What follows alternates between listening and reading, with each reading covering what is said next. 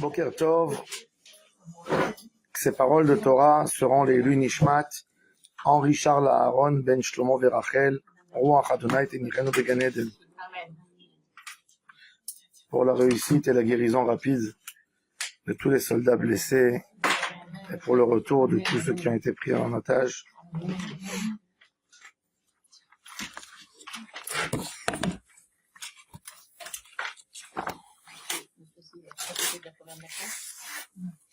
Alors nous sommes dans Birkot HaShachar. Baruch Ata Hashem Elokeinu Melech HaOlam Anoten LaYaef Koach. Kadosh Baruch Hu qui donne la force à tout celui qui est fatigué. Une machine, quand elle ne fonctionne plus, quand elle ne marche pas, il faut faire une réparation. L'homme est usé, fatigué, des fois même, Chas v'Shalom tombe malade. Il y a quelque chose qui a été abîmé. Et Akadosh Baruch Hu donne au corps les éléments pour pouvoir retrouver la guérison en nous-mêmes. La guérison de l'homme se trouve en lui. Il reprend ses forces, et ça c'est la grandeur de Shemit Barach. Sans rien qui intervient de dehors, le corps même retrouve cette force pour pouvoir surmonter cette fatigue. Ça c'est la bracha de Baruch Ata Hashem Eloheinu Melech HaOlam Hanoten LaYaef Koach. C'est-à-dire, l'homme quelque part en lui-même, il dépend de cette neshama extraordinaire qu'il a en lui, cette force de neshama de pouvoir guérir. On sait aujourd'hui que même la volonté de quelqu'un de s'attacher à une guérison, déjà ça le guérit. Comme dans la médecine, on voit avec les placebos, du fait quand un homme prend des médicaments, c'est qu'il croit, il veut guérir. À quel point on veut guérir, ça motive l'homme. Plus l'homme veut guérir, je n'ai pas dit que ça aide dans tous les cas, des fois la maladie est plus importante que cette volonté, mais en tous les cas, il y a quelque chose, et c'est une force que Akadosh Baruch Hu nous a donné dans notre Neshamot, de pouvoir guérir. Anoten LaYaef Koach, même cet homme qui est si fatigué, Akadosh Baruch Hu lui donne cette force de pouvoir se guérir par sa propre volonté. Il nous donne cette notion aussi de comprendre que Eni Ush, il y a en nous l'élément de guérir. Akadosh Baruch Hu nous donne dans notre Neshama une force extraordinaire de pouvoir guérir. Guérir comment? Par cette volonté de vouloir guérir. De la même manière qu'Akadosh Baruch Hu a donné le droit et a autorisé le médecin d'intervenir et de guérir un corps, Akadosh Baruch Hu a donné au corps même cette force de pouvoir guérir par une volonté profonde et forte de vouloir guérir. Et ça, c'est Anoten LaYaef Koach. Si un homme comprend qu'il a cette force de pouvoir se lever et de retrouver ses forces le matin quand il se lève, mais il doit croire tout le temps que Akadosh Baruch Hu lui donne cette force. Il est raconté sur le Baal Shem Tov. Il y a eu un de ses plus grands élèves qui était très malade, qui était mourant. Et on a appelé le Baal Shem Tov pour se séparer. Et il est rentré, il a vu son élève fatigué sur le lit, les yeux à moitié fermés. Et le Baal Shem Tov lui dit, mon fils, est-ce que tu y crois qu'Akadosh Baruch Hu a la capacité de te guérir? Il dit, oui, Rabbi. Oui. Il dit, eh bien, si tu y crois dans la capacité d'Hachem de te guérir, lève-toi de ton lit. Il dit, Rav, mais je peux pas me lever, j'y crois. Et il dit, non, tu n'y crois pas. Si tu croyais dans la force d'Hachem de te guérir, bah, sois capable de baisser ton pied du lit et de te lever. Et il dit, Rav, je ne peux pas bouger. Vous comprenez pas à quel point de faiblesse je suis, vous comprenez pas ma situation. Et je comprends tout à fait ta situation. Si tu crois en Akadosh Baruch Hu, tu crois Be'emunah Shlema, que Akadosh Baruch Hu peut t'accorder la guérison, alors lève-toi. et sa femme et ses enfants qui, Rav, qu'est-ce que vous êtes en train de faire? Vous êtes en train de vous moquer d'un malade, d'un mourant? Et le Bajot lui dit, tu dis dans la tfila, Ata Gibor Leolam Adonai, Mechayim Etim Ata Rav Leoje. Qu'est-ce qu'on dit? Rofe Cholim, Umatir Asurim, Umkayem Emunato. L'Ishneafar, il dit, ben, quand tu dis Rofe Cholim, tu n'y crois pas. Parce que tu es déjà d'accord à ce que les médecins ont dit, que tu as fini. Que ça y est, qu'il faut te séparer. Alors, pourquoi tu me dis que tu crois en Hachem qui est Rofe Cholim? Et il dit, crois-moi et bouge tes pieds. Et bon, et le pauvre élève, il essaye de bouger son pied. Et puis, avec cette dernière force, il s'assoit comme ça un peu sur le lit et il tombe par terre. Et tout le monde qui panique. Là, il va mourir vraiment. Et le Baal Shem Tov lui dit, si tu crois en Hachem Yitbarach, tu te lèves. Il dit, Rav, j'ai essayé, vous avez vu. Il dit, ta émouna n'était pas suffisamment forte. Et comme ça, pendant 1 heure, il le coach. À un moment, l'élève, il se lève et il tient sur ses pieds. Bon, c'est des hauts niveaux d'émouna qu'il faut le sentir en nous. Mais Hachem nous a donné cette force. À quel point on est connecté à cette force, c'est un autre problème. Quand on a cette connexion, et c'est pour ça que, quelque part, quand on demande tout le temps, regardez, qu'est-ce qu'on demande dans la Birkat Amazon que Akadosh Baruch Hu nous accorde? Refuat hanefesh, ou refuat hagouf. Refuat hanefesh, c'est la capacité dans l'âme de comprendre qu'on veut guérir. Si le corps avec l'âme ne vont pas en même temps ensemble, on ne peut pas guérir. Si l'homme, son âme, n'est pas pleine d'émouna, il a un problème dans sa guérison. Et c'est pour ça que toujours ça doit aller ensemble. Plus on a la émouna, les gens qui ont passé des épreuves si dures. Mon Rav m'a raconté que mon Rav était un rescapé de la Shoah. Il était avec son père dans le même camp. Et une nuit, son père l'a réveillé comme ça, lui a tiré son habit, lui a dit, regarde, mon fils, j'ai tellement faim que je sens que la mort est en train d'arriver. Je sens que si je ne vais pas manger dans l'heure, je vais mourir. Mon Rav qui s'est levé, c'était 4 heures du matin. Il a essayé de sortir, il est sorti de cette caravane où ils étaient, dans le camp de concentration. Il s'est rapproché vers la cuisine, il a trouvé des pots de pommes de terre qu'ils ont jetés dehors. Il a pris les pots avec une pomme de terre qu'il a trouvée et il est parti, il l'a amené à son père qui a mangé la pomme de terre crue. Et il voyait pas qu'il y avait quelqu'un derrière qui le surveillait. Et ils l'ont attrapé, donc le matin, les nazis, vous savez. Et on lui a fait un jugement. Il a volé une pomme de terre. Quel était quoi ils l'ont condamné? De le pendre des pieds pendant 9 heures. 9 heures, il est à l'envers. Le sang qui descend. Et il me disait que quand il était comme ça, il perdait toute sa force. Il voyait le sang, il perdait tout son équilibre. Il me disait, tout d'un coup, lui, il adorait chanter. Et il me disait, j'ai eu le misement qu'on dit avant le Shir Shelium, tous les matins de Philal et David, Ate Adonai Oznecha Anani. Il s'appelait David. Israël Douvid. Philal et David, Ate, et ça lui est venu ce misement, et il s'est attrapé sur un pasouk, et il chantait. Et il dit, je ne veux pas mourir comme un simple voleur qui veut me faire de moi, et je vais essayer de résister. Et il est resté 9 heures. Ils n'ont rien compris. Il dit évidemment que quand ils l'ont détaché du fil, il est tombé, il s'est évanoui, il savait plus ce qui se passait avec lui. On l'a fait rentrer, il a été réanimé. Mais il m'a dit, c'est ce qu'il a sauvé, cette émouna forte en Hachem Yitbarach. Et ces gens, ces rescapés extraordinaires qui sont pour nous, quelque part, l'exemple la plus forte, que même quand le corps ne fonctionne pas, si la Neshama fonctionne très fort, elle arrive à prendre derrière elle le corps.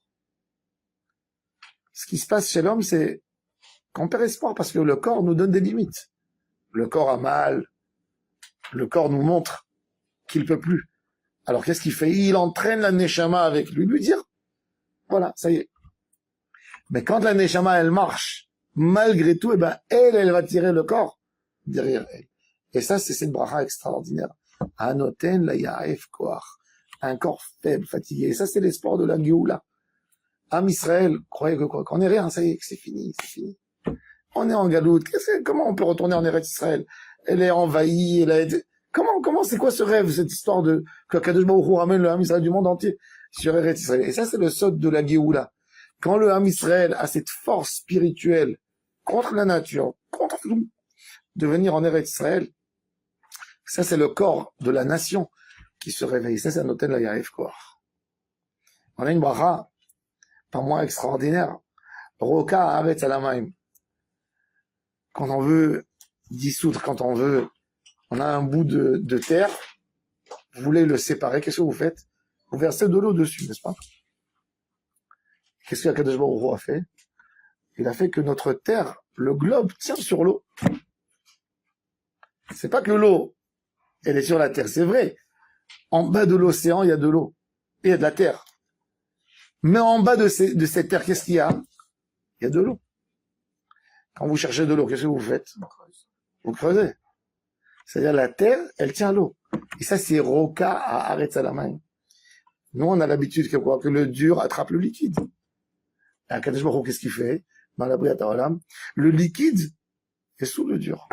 Roka à Haaretz Alamaim. Et ça montre la grandeur d'Akadosh Baruch Hu, qui n'est pas limitée par aucune loi de la nature. C'est lui qui a créé la nature. Mais la nature est soumise à la volonté d'Hachem. Et s'il le faut, donc c'est l'eau qui va tenir la terre. Le Zohar HaKadosh nous dit, dans la parashat Bereshit, on trouve dans la création 5 fois le mot or. Ensuite, 5 fois le mot maïm. Et ensuite, 5 fois le mot rakia. C'est Rachetevot Amar Or, Maïm, Rakia. Ça nous montre en fait le secret de la création du monde, comment? Le secret du Tzimtzum, de la rétractation. Comment d'une lumière, Kadosh Baruch Hu a fait le monde comme on l'a aujourd'hui. Vous savez qu'en physique, une lumière c'est une énergie. Vous avez du feu. Si on arriverait à prendre le feu, ou la lumière, on arriverait à le concentrer et l'attraper quelque part, il va devenir du liquide, comme du gaz. D'accord? Le gaz, c'est une source d'énergie qui se transforme elle peut être lumière, l'allumer, mais elle peut, si on la garde bien, ben elle va devenir quoi? Un liquide. Et de ce liquide, à la fin, il y a comme si on va dire une sorte de lit qui va former un rakia. Donc tout ça est venu comment? Or, qui se transforme en maïm, que de là-bas, il a cette notion de rakia. Et quand on parle de roka haaretz alamaim, c'est la manière aussi d'exprimer la création d'Akadosh Baruch Hu, comment elle a été faite. Comment on peut toucher des choses qui sont venues à la base d'une volonté spirituelle d'Hachem, de créer le monde de l'infini de lumière. Comment il y a un monde avec des choses qu'on touche, avec des choses qui poussent. Tout ça, c'est roka, ça inclut dans roka haaretz alamaim. Ensuite, on a une bracha extraordinaire de Hamechin Mitzadeh Gaver. L'homme a été séparé des animaux par son intellect, par sa sagesse, par sa parole, mais en même temps, par sa capacité de marcher. Hamechin Mitzadeh Gaver. L'homme, quand il marche, il regarde devant. L'animal, il a toujours sa tête vers le bas, vers le matériel. L'homme, il a sa tête vers le haut ou en face. L'animal, pas n'importe quel animal, même si vous prenez des animaux qui marchent, qui peuvent marcher sur deux comme le kangourou, comme un gorille, ils ont toujours la tête vers le bas.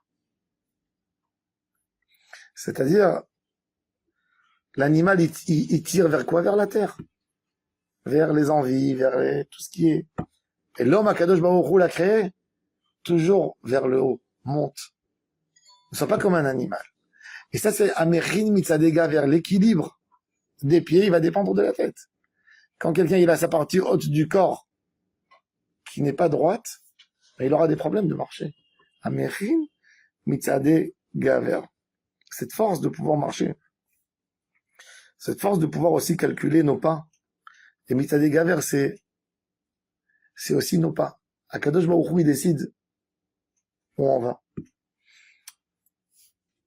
Un jour, Rabbi Yitzhak Abrabanel, quand il s'est sauvé du Portugal après l'expulsion des Juifs en 1492, il est parti s'installer à Naples. Il était nouveau dans la ville. Et un jour, il marche dans la rue le matin pour aller à la synagogue. Et il y a un policier qui l'arrête, il lui dit « Où tu vas, monsieur ?» Il dit « Je sais pas. » Qu'est-ce que ça veut dire, tu sais pas? Où tu vas? Il dit, je sais pas. Et il le prend, il l'amène au commissariat. On l'appelle, on vient, on fait une enquête, on lui dit, il y a des juifs de Naples qui viennent, vous savez, vous avez arrêté le rabbin de la communauté, Don Yitzhak Abrabanel. Ah, on s'excuse, mais regardez, il n'a pas répondu au policier, il lui a posé la question, où tu vas? Et je sais pas, qui c'est qui dit ça? Il dit, excusez-moi. Il m'a pas dit où vous voulez aller. Il m'a dit où tu vas. Moi, je voulais aller à la synagogue. Mais voilà, Akadosh Baruch Hu a fait que je me suis retrouvé dans une caserne militaire. S'il m'aurait demandé où tu veux aller, je lui aurais dit, je veux aller à la synagogue. Mais est-ce qu'un homme, il sait où il va? Je sais pas. La Gemara a dit, un adam nokef etzba'o milamata. Un homme ne peut pas bouger sans doigt en bas. Si Akadosh Baruch Hu n'a pas décidé en haut, où il va. Et ça, cette émouna, c'est bipchitout. Surtout aujourd'hui, regardez. Aujourd'hui.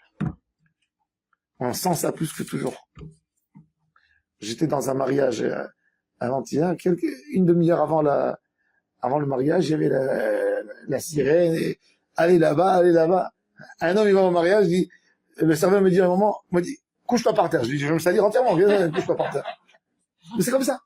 Oui. Si il le faut, il le faut. C'est-à-dire, il n'y a rien de prévu dans la vie. Et ça doit nous donner la émouna. Aujourd'hui, on vit dans une génération. Quand on dit Be'ezrat Hashem, c'est un code. Be'ezrat Hashem, j'irai là-bas, Be'ezrat Hashem. Avant, les gens, c'était vraiment Be'ezrat Hashem. Ouais, ma grand-mère m'a raconté qu'au Maroc, avant que les Français sont rentrés, avant 1913, 1914, quand les Juifs commerçants, ils sortaient de la ville, ils n'avaient aucune certitude de retourner chez eux à la maison. Quand un homme, il allait vendre, il allait dans les villages pour vendre aux locaux des choses, il savait pas est-ce qu'il allait rentrer vivant. Qu'est-ce qu'il faisait? Alors, quand il sortait de la ville, il disait à sa femme, je vais t'envoyer un mouchoir spécial. Si le mouchoir est arrivé, tu sais que je suis arrivé en vie dans ma destination. Et qu'est-ce qu'il faisait? Il était accompagné par l'arabe. Quand il avait dit, tu sais, j'ai oublié cet habit qu'il faut le donner à ma femme en urgence, elle va s'énerver s'il n'est pas chez elle. Donc, quand lui revenait en ville, il allait y donner. Maintenant, elle, dès qu'elle a reçu l'habit, elle a compris qu'en fait, il est arrivé dans sa destination. Si elle n'a pas reçu l'habit, c'est le deuil. Terminé. Et elle sait que son mari n'est pas arrivé. Mon arrière-grand-père, du côté de ma mère, sa mère était à Agouna toute sa vie, à 30 ans. Son mari, il est sorti de la ville, plus jamais retourné. Mon grand-père aussi. Elle est restée à Agouna de 30 ans à 80 ans, zéro. Elle ne pouvait pas ni se marier, rien du tout. Vous savez pas? Et ils avaient cette émouna, c'est-à-dire quand ils disaient si Dieu veut, c'était, aujourd'hui, le si Dieu veut est devenu SDV. On fait comme ça. Mais, à l'époque, le si Dieu veut, c'était, si Akadosh Baruch Hu me donnera cette force, me donnera la santé, me donnera la vie, je le ferai. Et il faut avoir cette émouna à quel point. Pour le coup, c'est la volonté d'Hachem qu'elle reste à Bouddha. D'accord, mais, Quand l'homme, il parle, il sent pas, il sent le tout-puissant. Je vais faire ce programme, je vais aller faire demain, je vais faire ceci. On ira en vacances, on fera ça. Un peu de Hanava comprend que tout dépend d'Hachem Idbar. Demande-lui que ça se passe bien. Demande-lui que ça se fasse bien. Ça marche pas, ça veut dire, si on dit si Dieu veut comme ça, de manière naturelle. Ça, si, mais il faut avoir le Shem Hachem, il faut vraiment le sentir. Demander à Hachem. La Gemara, elle dit que quand un homme rentre en ville, il doit demander à Hachem que tout se passe bien. Quand un homme, il prend l'avion. Moi, je voyageais avec le Rav Amar. Et chaque fois, quand on prenait l'avion, il n'attendait pas faire le gomel à la synagogue Shabbat. Dès que l'avion atterrissait, il faisait le misement Alléluia, Odé Adonai, Bechol Eva, Besod Isharim Veda. Remercier à Hachem. Avant de monter Kadosh Baruch Hu, que tout se passe bien. J'ai un rendez-vous, je dois aller, que ça marche bien. Quand je sors de ma maison, que je réussis, que je trouve tout doit être comme ça. Quand le Sdermed, il faisait une tfila quand il allait au supermarché, qu'il trouve tout et qu'il n'a pas besoin d'aller dans un deuxième super pour compléter la liste. Ça aussi, c'est une tfila. C'est une perte de temps, tu sors. Tu as besoin de trouver ta moutarde. Tu l'as pas trouvé. Tu as besoin de repartir dans... Que ça soit facile, que ça soit fluide. Ça, c'est un mechin mitzadeh gaver. Gaver, ça veut pas dire un homme, ça veut dire une femme. C'est une manière de parler l'homme. Baruch Ata Hashem, Eloheinu melech haolam, she'asa li kol tzorki, c'est une des plus belles brachot. Yaakov Avinu, dans sa rencontre avec Esav, alors Esav essaie de se vanter de sa force, il vient avec 400 personnes pour faire du mal à Yaakov, et Akadosh Baruch Hu lui envoie des anges pour protéger Yaakov, et enfin, les deux frères qui se rencontrent avec beaucoup de haine, beaucoup d'histoires qui ont précédé cette rencontre. Yaakov s'est sauvé 22 ans dans la maison de Lavan. S'il était menacé de mort, sa mère l'a envoyé et dit, il va te tuer, ton frère. Donc, qu'est-ce qu'il fait Yaakov? Il veut offrir des animaux, la bétail à son frère Esav. Il lui offre des chameaux, des vaches, des veaux, des moutons. 580 animaux, il lui a envoyé dans Parashat Vayishlach. Vous allez voir ça. On arrive dans 3 parachutes. Et Esav, il dit, Yeshli Rav, j'ai beaucoup, ça va. Qu'est-ce qu'il dit Yaakov? Il dit, prends-toi, Yaakov. Il dit, moi, j'ai pas besoin. Yeshli Kol, Yeshli Akol. Vous savez, dans le Birkat Amazon, on dit que Kadosh Baruch Hu nous bénit, Bakol, Mikol, Kol. C'est quoi Bakol, Mikol, Kol? Bakol, c'est la paracha de Chaye Sarah. Vadonai Birach et Avraham, Bakol. Il se sentait comblé de ce qu'Akadosh Baruch Hu lui a donné. Yitzhak, quand Esav est venu lui ramener le repas, et Yaakov a déjà ramené, il lui a dit, il y a déjà quelqu'un qui m'a amené Mikol, il m'a tout donné, ça y est, pas besoin. C'est pas, je vais regoûter, ça y est, j'ai pas besoin. Vous savez, des fois, un homme, il est rassasié. Lui, tu veux ajouter, il dit, non, je suis plein jusqu'à là. Tout d'un coup, il a une assiette de petits fours qui passe, il prend 1, 2, ah, ça serait pour des bonnes choses, il y a de la place. Yitzhak Avinu, qu'est-ce qu'il dit à Esav? Il dit, il y a déjà quelqu'un, ton frère, il est venu, il m'a donné Mikol. J'ai pas besoin. Yaakov Avinu, qu'est-ce qu'il dit à Esav? Yishli Kol. Nous, on demande à Hachem, donne-nous le Bakol d'Avraham. Donne-nous le Mikol de Yitzhak. Donne-nous le Kol de Yaakov. Bakol, Mikol, Kol. C'est quoi les tzadikim? Il n'y a rien qui leur manque. Et on a tellement besoin d'avoir ça. On est une génération que Baruch Hashem. Hashem nous a donné un shefa. Des fois, je regarde une table simple, une table de Shabbat, vous savez. Une table, famille marocaine, tunisienne, algérienne, moyenne. Il y a 10 salades à table, Shabbat. Vous savez que ça représente 10 salades à table? Pareil que le boulot. Il y a quelqu'un, il a dit, c'est quoi la différence entre les séfarades et les ashkénazes? C'est que les ashkénazes, ils mettent salade chai sur la table, une salade fraîche. Et les séfarades, ils font chai salatim, ils font 18 salades, Shabbat. Mais rien que regardez, si vous allez compter les ingrédients, que vous avez sur votre table. Vous faites 10 salades. Combien d'éléments il y a dans chaque salade? Il y a de l'oignon, il y a ceci, il y a ça, il y a ça. Les épices, les huiles, Après, regardez le poisson, et les plats, et la viande, et le dessert, et les fruits, vous allez compter, vous allez vous retrouver avec 30, 40 sortes. C'est-à-dire, même Louis XIV n'avait pas ça sur sa table. Je vous assure. On a un chef extraordinaire. Vous voulez manger les raisins en hiver? Voilà, ils viennent d'Afrique du Sud. Vous voulez manger l'ananas? Vous avez une mangue, vous avez du melon en hiver. Vous avez de la pastèque qui arrive des pays où il y a le changement de ces... Combien de brachot, combien on est comblé? À l'époque de la Mishnah, qu'est-ce que les gens ils avaient sur la table? Une salade, une laitue, avec un morceau de viande, c'est tout. Un chou. Ouais. Vous savez qu'à l'époque de la Mishnah, en Israël, ça n'existait pas. La pomme de terre, c'est arrivé d'Amérique. Le maïs, d'Amérique. La carotte, d'Amérique. La tomate, d'Amérique. Ça n'existait pas. Qu'est-ce qu'ils mangeaient? Des cerfeuilles qu'ils ramassaient, et quelques racines qu'ils avaient, c'est tout. C'est ce qu'il y avait à manger. Et nous, on est comblés de bonheur. Et puis il y a l'enfant qui ouvre la porte du frigo, il voit le salade de sa mère, il claque, il dit, il n'y a rien à manger. C'est quoi? Ça nous manque, ça c'est savent. On n'a pas le bas-col. On n'est pas capable d'être content de ce que nous avons. Alors on demande à Hachem, on dit, merci Hachem, Sha'asa likol torki. Sur nous, on a besoin de dire kol. Je suis comblé. Quand vous avez un enfant ou votre mari, ou le mari avec sa femme, lui, il doit pas penser à elle à tout. Lui, il doit lui donner. Mais l'homme en soi, lui, par rapport à Hachem, il doit dire merci, Toda. Il n'y a rien qui me manque. Yaakov Avinu, quand il s'est sauvé de la maison de son père, son papa l'a chargé.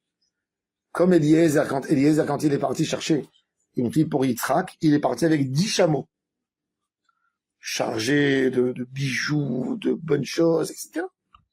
Quand Yaakov est parti, vous pensez qu'il est parti avec les mains vides? Il est parti avec les mains pleines. Mais le fils de Esav lui a couru derrière, avec un groupe, il voulait le tuer. Et Yaakov lui a dit, prends tout ce que j'ai. Le pauvre est considéré comme un mort. Et il est arrivé sans rien. Et Yaakov Avinu qui dort dans le mont Moria, le mont du temple, il dit à Hachem, qu'est-ce que je te demande? Venatatali lechem leechol ou beged lilvosh. Donne-moi du pain pour manger, un habit pour couvrir ma nudité. Ils lui ont enlevé tout. Et si tu me feras ça, vaya Hachem dit Elohim. Vous savez, il y avait un rave, il m'a raconté, il a dit qu'un jour il est parti voir un homme politique qui était à l'hôpital. Et il était vraiment pas bien. Et lui, il a dit, à ce rave, il a dit, maintenant je comprends la prière de Yaakov Avinu. Venatatali lechem leechol. Il dit, j'ai un patch. Je suis alimenté par une onde, je ne peux pas manger. Vous savez ce que je veux, moi? Je veux avoir un bout de pain dans la bouche, de pouvoir le mâcher. Je veux pas être alimenté par des tuyaux. Beged lilvosh. J'ai pas envie d'avoir la tunique de l'hôpital, c'est qu'on reçoit, vous savez. Je veux avoir mon simple pyjama à la maison. Je veux avoir ma simple chemise pour pouvoir tourner dehors. C'est ce que je demandais à Hachem. Et le Rav m'a dit, j'étais très ému d'entendre ça. Il dit, et puis Baruch Hachem, il est sorti de l'hôpital. Et un an après, je suis invité pour résoudre une histoire terrible qui est entre les gens. Et il y avait là-bas ce monsieur en train de se... Alors le Rav l'a appelé de côté, il a dit, tu as oublié, hein, lechem leechol ou beged lilvosh. On oublie. On oublie. Et on ne dit pas suffisamment merci à Hachem. Combien on devrait dire merci? On est une génération aujourd'hui, zéro capacité de souffrir un peu, d'avoir un petit manque. Un homme, il a un petit manque, c'est un drame.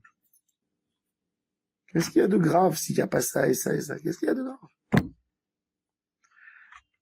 Quand on n'a pas en nous cette émouna et on grogne sur des petites choses, Hachem, il dit, tu apprécies pas. Arrête de grogner. Arrête. Dis Toda Rabba Kadosh Baruch Hu sur ce que j'ai.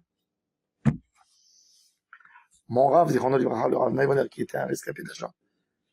Quand j'allais avec lui des fois, alors je disais, Rav, il y avait un buffet, il voulait pas qu'il se lève se servir seul. C'était pas Kavod à Torah, donc qu'est-ce que je vous mets dans l'assiette? Qu'est-ce que vous désirez à manger? Ce que tu manges, tu me mets. Non, mais vous aimez pas quelque chose? Il me dit, moi qui a passé la Shoah, ce que tu me donnes, je mange. Ne cherchez pas. Tu veux mettre de la viande, mets de la viande. Tu veux mettre du rat, mets ce que tu veux. Facile. C'est facile. Être facile. Ok, on peut se faire un plaisir, d'accord. Tu reçois des gens, tu as envie de les faire kiffer, c'est pas grave. C'est bien. Mais sois facile dans tout ce qu'on te met. Accepte. Chez Asadi Kotsorki, je suis rassasié. Le Rav Yudatzad, que j'ai connu, le Rav Yudatzad, il nous racontait qu'à l'époque, à la yeshiva de Porat Yosef, ils étaient tellement pauvres à la yeshiva de Porat Yosef, dans l'ancienne ville, avant la guerre, avant la seconde guerre, entre la première guerre et la deuxième guerre mondiale. Ils étaient tellement pauvres qu'ils prenaient un œuf à la yeshiva, ils le partageaient en 4. Chaque élève recevait un quart. Et ils écrasaient avec la fourchette, ils mettaient sur la tranche de pain. Et ils étaient contents s'ils avaient ça. Avec de l'huile d'olive, et c'est tout, c'est ce qu'ils mangeaient. Et aujourd'hui, combien il faut pour satisfaire un enfant? Avec quoi les enfants aujourd'hui vont à l'école? Et il faut leur donner cette notion, parce qu'un enfant, quand il grandit, et c'est naturel. La Gemara, elle parle d'une fois de Rabbi Akiva et de Rabbi Yoshua qui étaient invités dans une fête du gouverneur romain. Et le gouverneur a fait une réception, il a reçu tout le monde là-bas, et il a vu qu'il manquait sur la table une salade qui avait il a cassé toute la table. Et la Gemara a dit, regarde ce manque de satisfaction de l'homme. Et il lui manque une chose, c'est un drame. Pas au Hachem. Tu as 95%, tu as 70%, c'est pas bien. C'est magnifique. Il y a des gens que même ça, ils ne l'ont pas. Comprendre il y a des gens, ne pas regarder les gens qui ont plus que nous. Regarder les gens qui sont moins que nous. Quand Rabbi Akiva était marié avec Rachel, alors le papa n'était pas d'accord avec ce mariage. Et il a dit à sa fille Rachel, tu n'auras rien. Il vivait tellement dans la misère que Rachel, la femme de Rabbi Akiva, a coupé ses cheveux pour les vendre pour une femme qui n'avait pas de cheveux, pour se faire une perruque pour pouvoir manger. Et le soir, il dormait par terre sur du foin et Rabbi Akiva, comme des animaux. Et Rabbi Akiva, qui était berger, il prenait sa femme, elle pleurait, c'était une fille gâtée, mais bon, elle aimait son mari, elle aimait ce qu'elle a choisi, elle était fière de ce qu'elle a fait, mais vous savez, les difficultés quand une princesse qui a l'habitude de dormir dans une chambre et des serviteurs à son service, tout d'un coup, elle dort par terre, sur de la paille. Et Rabbi Akiva, il lui dit chaque fois, arrivera un jour où je te ferai une couronne en or de Jérusalem, je te la poserai sur la tête. Ça s'est réalisé à la fin. Et un soir, elle a craqué. Elle pleurait, il faisait froid, le sol était humide, et elle dormait par terre, et elle disait à son mari, on est comme des animaux, on dort par terre comme...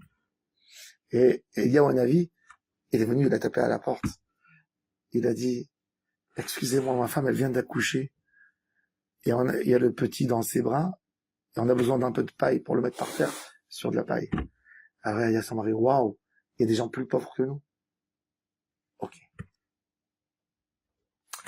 L'homme, il doit comprendre toujours, chez un sali, Kol Tzorki. Dans cette bracha de Kol Tzorki, on la mentionne pas Tisha B'Av. Pourquoi? Parce que le Kol, il rajoute aussi les chaussures. Et comme à Tisha B'Av, on met pas les chaussures en cuir, alors on fait pas cette bracha de chez Asadi, Kol Tzorki.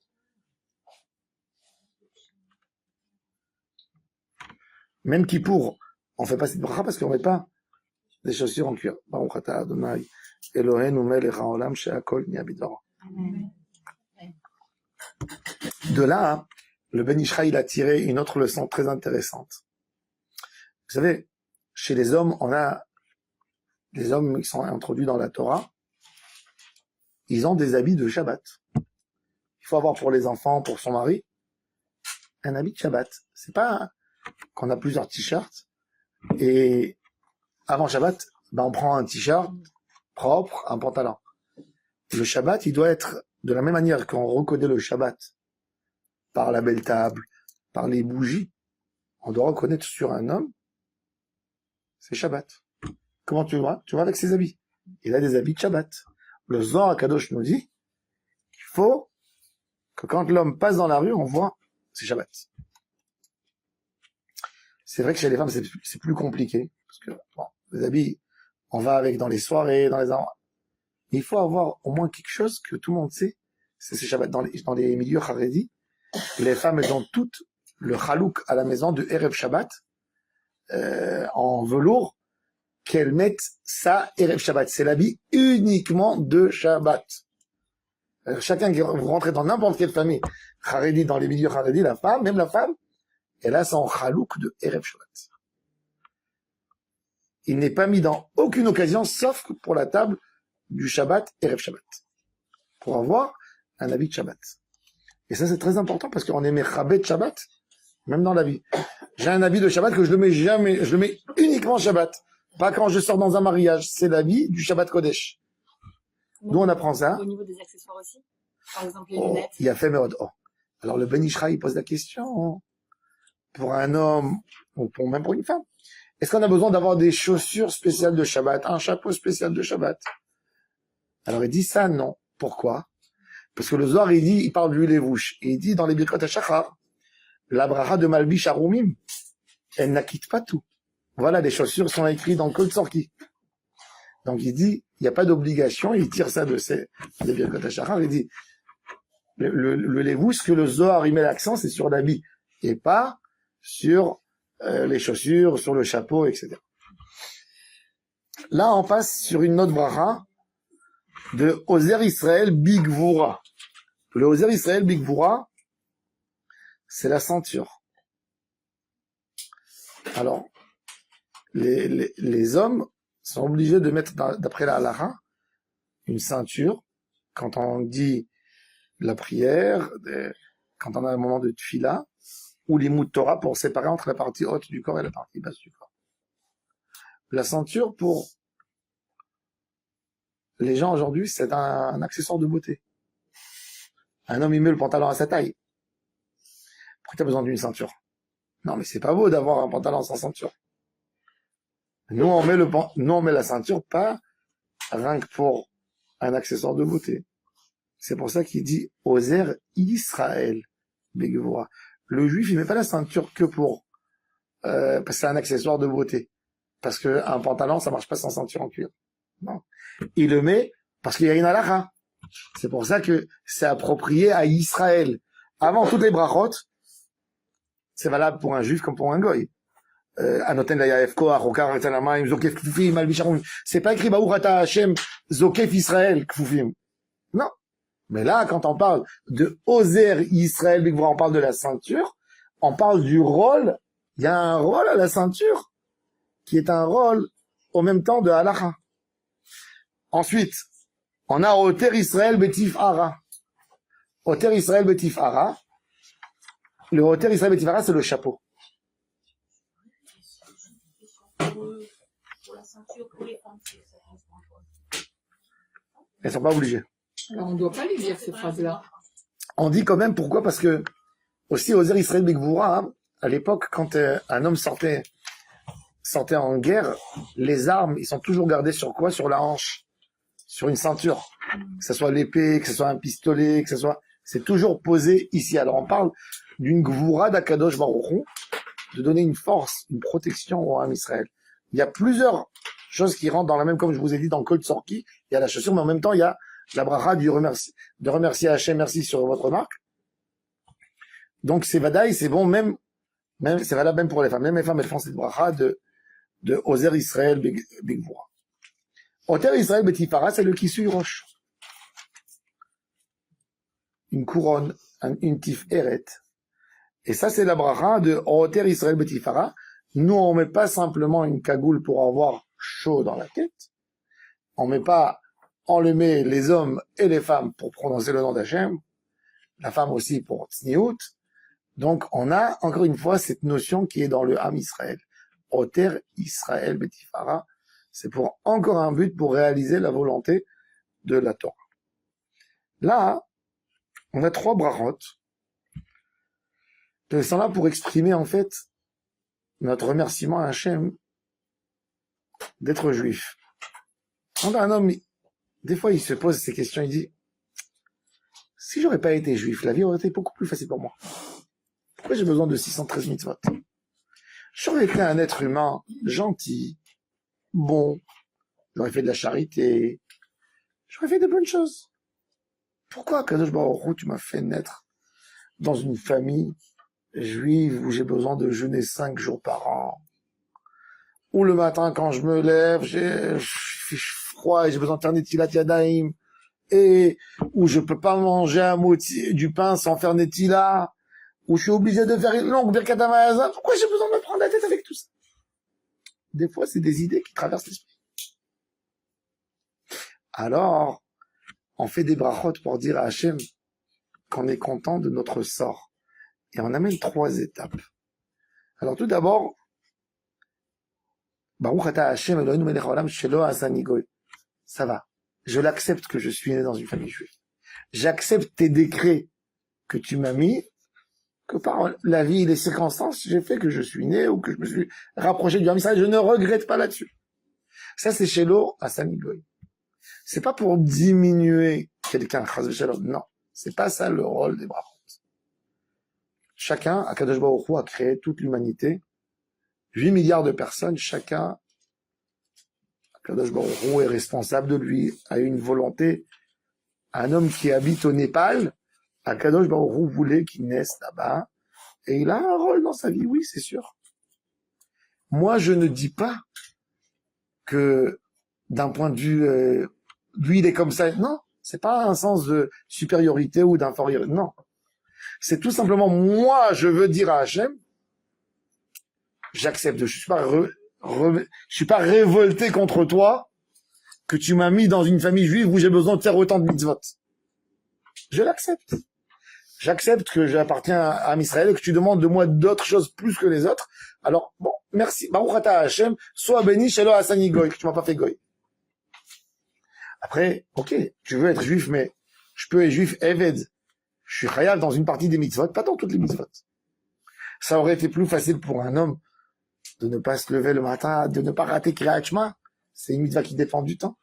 De ne pas être obligé d'aller acheter son loulav, de ne pas être obligé. Mitzvot Shazman Grama.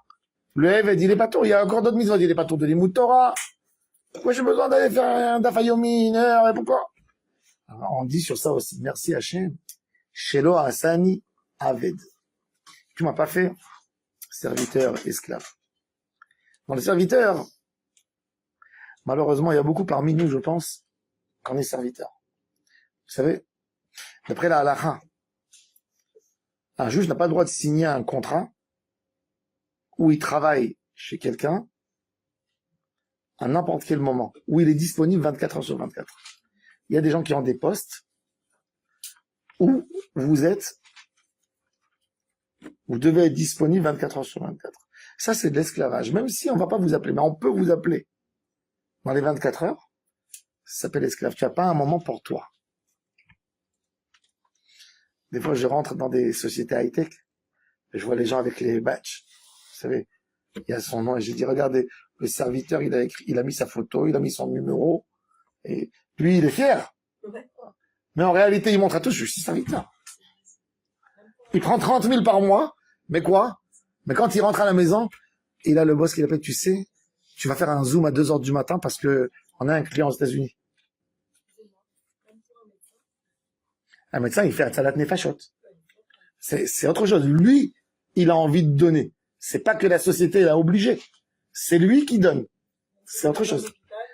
Mais quand, d'accord, mais c'est une mitzvah de la salat nefashot, de donner une vie. Mais quand c'est quelqu'un, il va travailler pour de l'argent, et on lui dit, tu sais, toi, tu dois être prêt, quand on t'appelle à 2 heures du matin, de faire une course. Il n'a pas le droit de signer sur ça. Parce que ça, c'est de l'esclavage. Il a un problème, oui. C'est Aved, d'accord. Et c'est ce qu'on dit à Hachem, chez Hasani Aved. Toutes les lignes de sortir de la chéroute, c'est d'avoir cette pensée libre, c'est d'avoir cette force de liberté. Isha. Isha, hein, c'est pas qu'on vient de dire, encore une fois, je suis content que je suis pas une femme. Non. Comme la femme, elle n'a pas les mêmes obligations de l'homme. L'homme, il aurait pu être jaloux, il aurait pu lui dire, Hachem, pourquoi tu m'as pas créé femme? J'aurais pas fait toutes ces mitzvot. J'aurais pas cette obligation. Alors j'accepte mon sort. Et la femme, elle fait exactement pareil. Elle dit, elle aussi, chez Hassani Kirtono. Et de là, on voit quelque chose d'extraordinaire. Des fois, vous savez, le féminisme, il est rentré. Ma mère, elle dit, regardez comment le mal, il nous a attrapés. Elle a dit, la femme, elle est venue, elle a dit à son mari, pourquoi c'est rien que toi qui vas aller sortir travailler au bureau? Moi aussi, je veux. Le mari, il est intelligent, il est malin, il a dit, bien sûr, sans toi aussi, avec plaisir. Prends, fais les tâches de la maison, fais la salade, fais le lin, et aussi, tu vas amener l'argent. C'est exactement ce qu'il a fait Paro ou Am Israël. Ils ont voulu se mobiliser, et il a noté ce qu'il fait. Il a dit, maintenant, vous allez faire ça aussi. Et une femme doit savoir que elle fait pas moins que son mari, même en spiritualité. Quand elle fait sa salade à la maison, elle fait pas moins que son mari qui met les téphilines. Parce que grâce à elle, il y a ses enfants, la maison elle va fonctionner. Quand elle fait du repassage ou elle fait son linge, c'est pas moins que son mari qui est en train d'étudier. Il y a des femmes, qui disent non, mon mari il t'a dit que moi je vais être plus sadique encore que lui. Moi je vais faire le télim 2 fois par jour à la maison. Le linge, ça c'est ch'ti, c'est pas grave.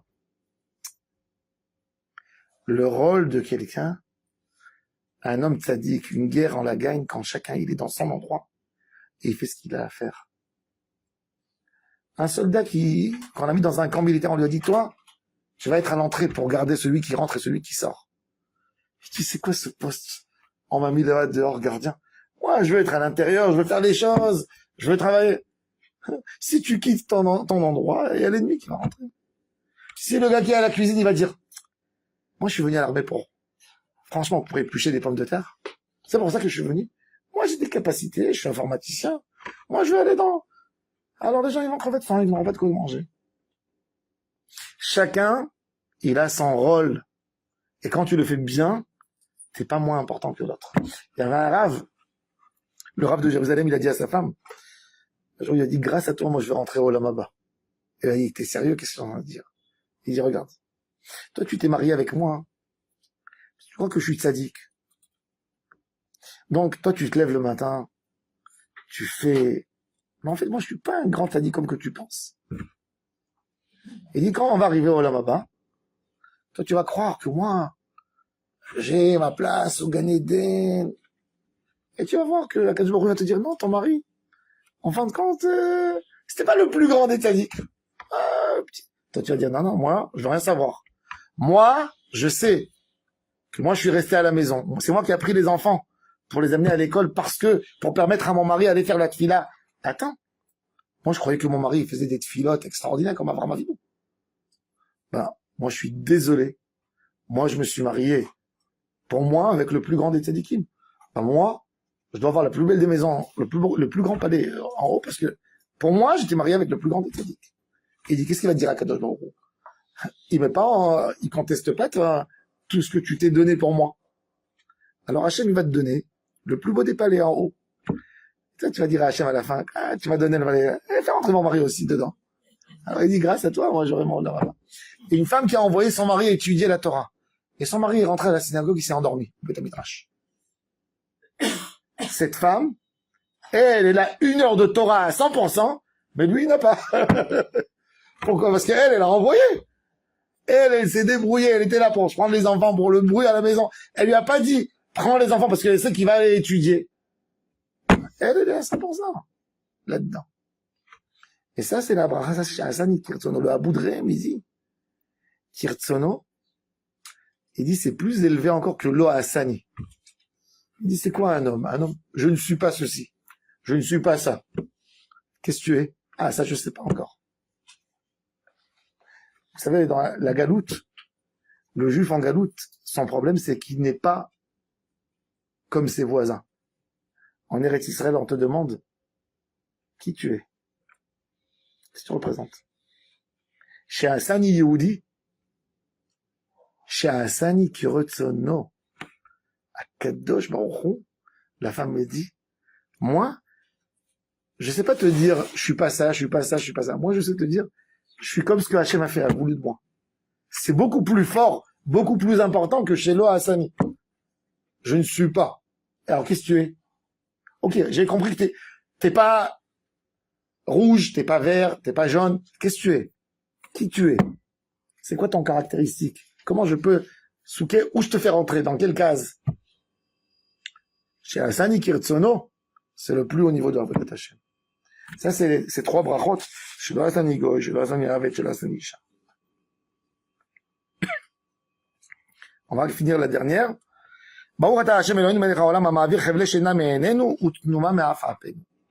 Cette force extraordinaire. Oui. Oui, on peut le dire. C'est deux versions.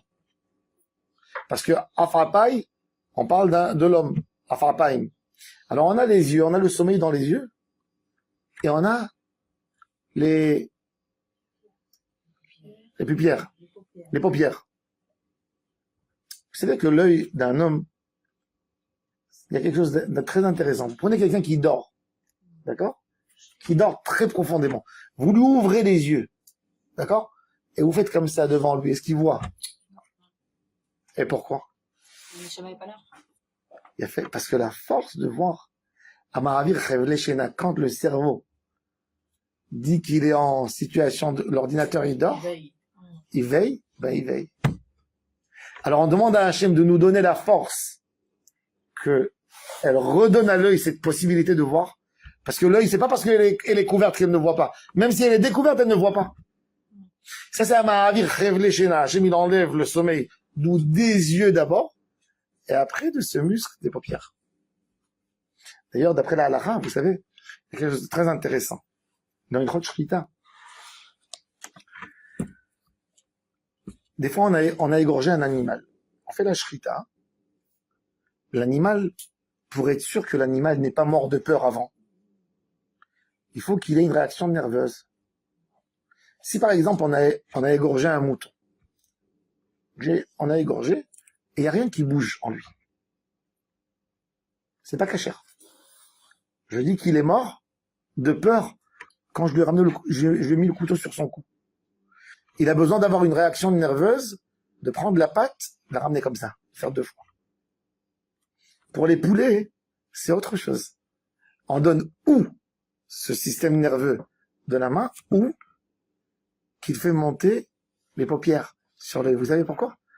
Parce que dans la volaille, c'est intéressant. L'homme, c'est quoi? Ça descend du haut vers le bas. Dans la volaille, ça va du bas vers le haut.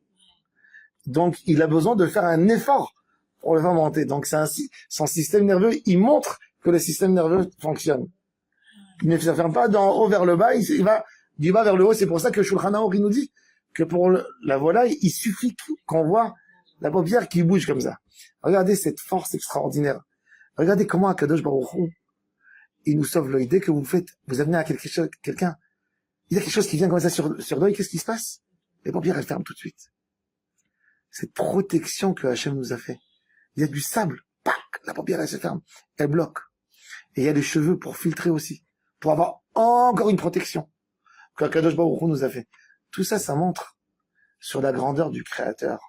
Toutes ces brachot extraordinaires. Donc, Bezrat Hashem, après on va passer au Birkat Torah. Là, je vais dire quelques halachot de Mouktsé. 5 minutes. 10 minutes? J'ai 10 minutes? On a parlé des médicaments à la maison. Il y a des médicaments Mouktsé.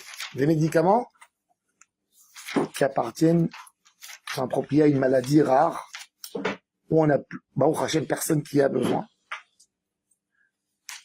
On ne peut pas les lever Shabbat. C'est Mouktsé. Pourquoi? Parce que c'est pas pour un usage. On peut rien faire avec. C'est comme une pierre. Si c'est pour le donner, évidemment, il n'y a aucun problème. On a parlé la semaine dernière aussi des plantes qu'il y a à table. Quand on donne qu'il y a des plantes, alors on a expliqué un vase avec des fleurs, il n'y a pas de problème de le déplacer d'un endroit à l'autre. Évidemment, Alors, j'ai expliqué que un pot où il y a des plantes, s'il est pas fermé d'en bas, s'il y a des trous en bas pour respirer, c'est assourd de le déplacer. Si je l'ai levé, je l'ai déplacé, c'est comme si j'ai arraché, quand je l'ai mis, je l'ai replanté. Donc, on n'a pas le droit de le toucher Shabbat. Si, j'ai pas compris. Il y a des trous. Un pot. Un peu avec la terre. La terre. Avec de la terre et des trous en bas, on n'a pas le droit de le déplacer Shabbat. Même si Des- s'il est recouvert d'un autre pot. S'il est couvert dans un autre pot et dans l'autre pot, il n'y a rien du tout, et Ça, c'est- là, c'est bon. Ah, ok. S'il nous dérange à table, on a le droit de le bouger. Il y a un bouquet de fleurs. Hein? Un bouquet de fleurs. Un bouquet de fleurs, oui, c'est bon, il n'y a pas de problème, parce que c'est déjà, on a le droit aussi de rajouter de l'eau dans le vase pour dégager une mauvaise odeur quand l'eau, pas de vider complètement et de remplir. Hein? S'il y a déjà de l'eau. S'il y a déjà de l'eau, oui. S'il y a déjà de l'eau. Il y a des choses qu'on n'a pas le droit de lire Shabbat. Et donc, c'est Mouktsé. Vous savez qu'on n'a pas le droit Shabbat de lire le particulier à particulier. Oui. C'est des annonces. Le prophète Isaïe, il nous dit, attention, quand tu vas voir le Shabbat, il faut même que le Shabbat soit sacré par les mots qu'on dit. Il faut pas faire rentrer le chol dans nos mots. Vous savez que Rabbi Chaim Ben Attar, Shabbat, il parlait pas l'arabe, il parlait que l'hébreu. Pour avoir un Shabbat kadosh même dans la bouche. Il faisait attention de ne pas parler dans une langue qui est pas le Lashon HaKodesh. Il dit Shabbat Kodesh, Lashon HaKodesh. Bon, on n'est pas à ce niveau, mais on n'a pas le droit. Le prophète Isaïe nous dit attention, Vedaber Davar, il faut pas parler des choses de Yom Chol. On n'a pas le droit de programmer Shabbat, des vacances, de dire c'est où je peux acheter un billet d'avion moins cher, cet hôtel. On n'a pas le droit. Et plus que ça, les Mekoubalim ils disent que ce qu'on parle Shabbat ne se réalise pas. Si vous voulez que ça tombe à l'eau, parlez de sa Shabbat. Si par exemple votre mari, il a une idée tordue dans sa tête, il a envie, parlez avec lui Shabbat de ça, comme ça se réalise pas. C'est une bonne idée, ça. D'accord? Alors il y a fait mode. Alors, dans les journaux du Shabbat, vous avez raison, dans tous les journaux du Shabbat, quand on voit, c'est un vrai problème, quand il y a des annonces, qui annoncent des billets d'avion, des vacances, à sourd de regarder Shabbat. Il faut tourner la page. Si on a un journal qui est que des affiches et des annonces, il est mouktsé Shabbat, on n'a pas le droit de le lever. Comme on n'a pas le droit de lire, donc on n'a pas le droit non plus de le lever, de le porter avec. Alors les jeux maintenant, les jeux Shabbat, on va parler des jeux. Nous tous on aime bien jouer. Il y a des jouets qui sont insourds, comme des Lego complexes. Vous avez des Lego qu'on est censé créer avec quelque chose, Lego 500 pièces, où on va monter une voiture, où on va monter une image, quelque chose. Et c'est fait comme pour être comme un bibelot dans la chambre des enfants. C'est pas des choses qu'on fait plus qu'une fois, deux fois, parce que il y a tellement de pièces, on a peur de perdre une pièce. Donc on va la monter une fois. Ça y est, après on redémonte pas tout. On laisse, normalement la majorité des gens le laissent. Ça, ce Lego, on n'a pas le droit de jouer avec Shabbat, avec l'enfant. Quel Lego on a le droit? Des gros Lego. Qu'on a l'habitude après de d'enlever, de remettre en place pour la prochaine fois. Ça, c'est un Lego qui monte et qui se démonte dans sa définition, qu'on a le droit de le prendre Shabbat. Par contre, un Lego qui est tout petit, s'il n'a pas été fait déjà comme bibelot, j'ai pas le droit de le lever Shabbat. Parce que c'est une matière de construction. Quelque chose que je touche pas, que je fais une fois, que pour construire, ça devient un élément pour construire quelque chose. Donc c'est assourd Shabbat. Par contre, il faut savoir dans toutes ces règles, tous les jeux, quand vous avez un enfant qui n'est pas encore mûr, qui comprend pas la notion du Shabbat, et il est rentré dans la salle de jouer, il a pris un jeu, il a allumé une lumière, faut rien dire, jusqu'à 7 ans, 8 ans, ça dépend de chaque enfant, à quel niveau il est mûr. D'accord? Si quelqu'un il n'a pas la notion, il sait plus où il est, il faut le laisser. Mais vous savez, le Chafetz Chaim disait, un jour le Chafetz Chaim était dans une maison, il y avait le petit, il était en train de jouer avec la lumière. Il regardait les parents. Et le Chafetz Chaim a dit, dites-lui que c'est Shabbat, habituez-le au moins, dites-lui, Shabbat on n'allume pas. On peut dire, mon fils, va te prendre un autre jeu, mais s'il n'écoute pas, bon, on n'a pas l'obligation de lui faire sortir. Mais il faut quand même dire à un enfant, vous avez un enfant Shabbat, il allume, il éteint la lumière. Dites-lui, Shabbat, on fait pas. Maintenant, si, il a fait, il a fait. Mais il faut dire, ça c'est l'éducation. L'éducation, c'est de dire, hein, on lui demande rien du tout, mais on lui dit, mon fils, Shabbat, ni on allume, ni on éteint. Après, il fait ce qu'il veut avec lui. Mais l'éducation, il faut dire. Alors donc, le Rav m'a dit aux parents, dites-lui, c'est Shabbat. Et le père, il dira, mais ça va, c'est un petit, laissez-le. Une demi-heure après, le petit, il a pris un vase en cristal, il a cassé. Et là, le père et la mère ont commencé à le frapper. Il a dit, mais c'est un petit. Si c'est un petit, c'est un petit. C'est pour ça que je dis, l'éducation, elle commence depuis que l'enfant a une notion. Tu dis, tu as commencé à dire aux enfants, ne fais pas ceci, ne fais pas ça. Tu dis, voilà, le jour du Shabbat, on ne fait pas. Après, l'enfant, il comprendra pas, d'accord. Mais tu as dit, pas de gronder, pas crier, mais dire. Tu dis une fois, non, faut pas le faire. Non. Sans perdre la patience et hurler, non. Pas le dégoûter du Shabbat, mais lui dire, Shabbat, on ne fait pas, il y a d'autres jeux. Pour qu'un enfant, il comprenne, déjà, il commence à se préparer. Que Shabbat, j'ai pas le droit de faire tout, comme la semaine, oui. Oh, voilà, maintenant, on arrive tout de suite. Le Monopoly, normalement, il n'y a pas de problème. C'est des cartes qu'on accumule. Il n'y a pas d'argent. Oui, c'est un jeu. On sait qu'à la fin, on prend tout et on remet. Le millionnaire du Monopoly, c'est pas le vrai millionnaire dans la vie. D'accord?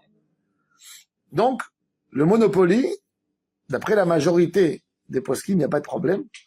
C'est vrai que c'est un jeu qui entraîne la tête, mais il n'y a pas de problème. La majorité des jeux, s'ils sont mécaniques, comme jeu de dames, jeu d'échecs, etc., il n'y a pas de problème. Il y a un problème dans les tournois. Quand on fait un tournoi.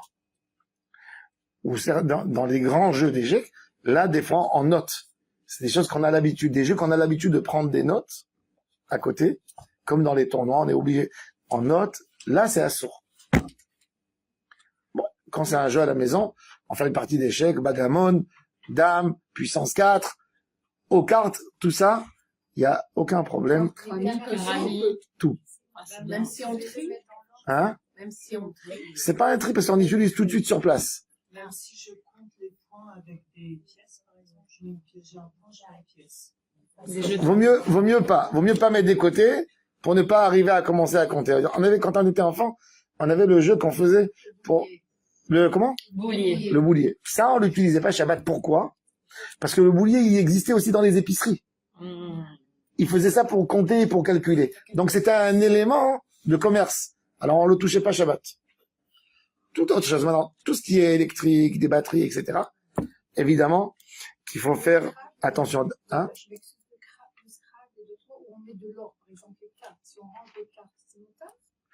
On les range pas avec un tri. Mais quand on prend pour jouer, on a le droit de trier pour jouer. Quand on les remet sur place, on sépare pas. D'abord, c'est Merkin, Mishabat, les rôles.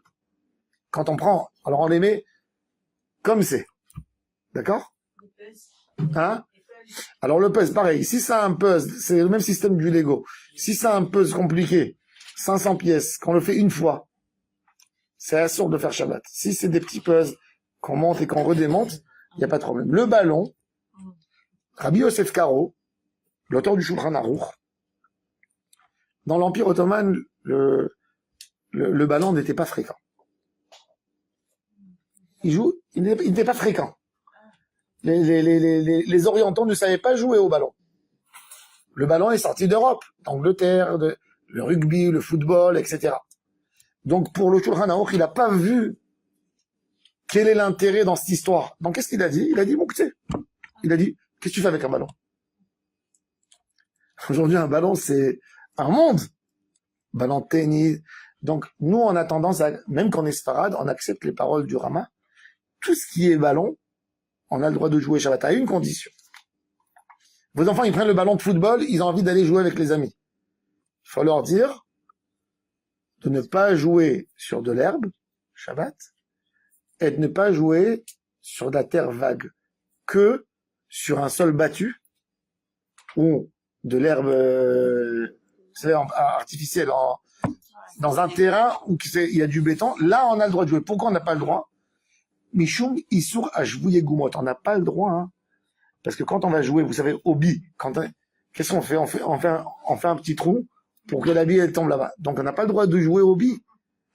Si c'est dans un endroit où on risque de creuser. Donc la pétanque, finalement, c'est compliqué. La Tous. pétanque.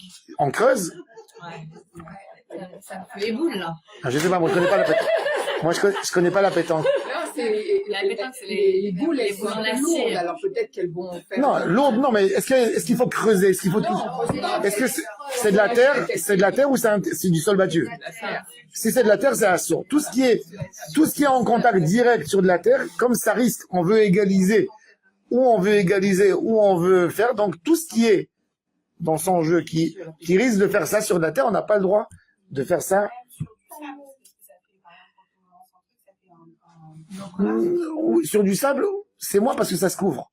Il y avait une fois un rabbin, il allait pour à la synagogue. C'était un amateur de golf. Et quand il a vu le bâton de golf avec la balle prête, il a eu un Yetzirara de fou. Il a donné un coup au fou avec le golf. Et il a eu le miracle de sa vie. Il a eu la balle du golf qui est partie, hop, elle est rentrée dans le trou. Et c'est du jamais vu, ça. Et il disait, figure-toi, quand j'ai voulu faire une avéra, je l'ai réussi. Ouais. Qui pour? Alors, le soir, il a rêvé un ange, il lui a dit, c'est ta punition, c'est pas un miracle. Et tu pourras jamais le raconter à personne. Ah oui.